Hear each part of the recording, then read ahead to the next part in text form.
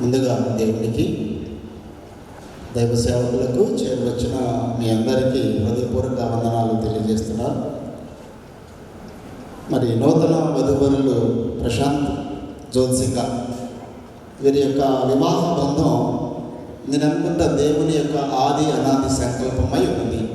ఒకవేళ వారు వేరే తలంచవచ్చు, మేమేదని తలంచవచ్చు, కానీ దేవుని యొక్క ప్రణాళిక మాత్రమే జరుగుతుంది. ఎందుకంటే వారి ఇరువురు ఇప్పుడు ఏ విధంగా అయితే నూతనంగా మొదటి రోజు ఏ విధంగా అయితే ఉన్నారో కడ వరకు ఇరువురి యొక్క కుటుంబాలకు పేరు తెచ్చే బిడలగా ఉండాలి అని ఇందాక సహోదరుడు చెప్పాడు.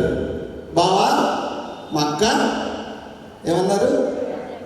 మా అక్క జాగ్రత్త, చక్కని మాట. తర్వాత మా అక్కతో కూడా జాగ్రత్త అంటే చూడ ఎంత న్యాయమైన మాట అంటే, వాస్తవంగా తను మాట్లాడిన మాట ఏంటంటే ఇరువురి మీద ప్రేమ.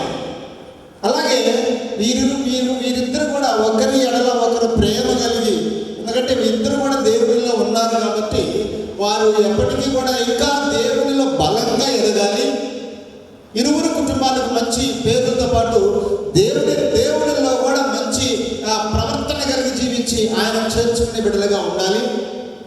నేనైతే మాకు సొంత సంఘం ఉన్నా కూడా ఆ సంఘంలో వారు కూడా చక్కగా అన్ని విషయాల్లో కలిసి ఉంటారన్న ఆలోచన దేవుని యొక్క ప్రణాళిక ఉన్నది.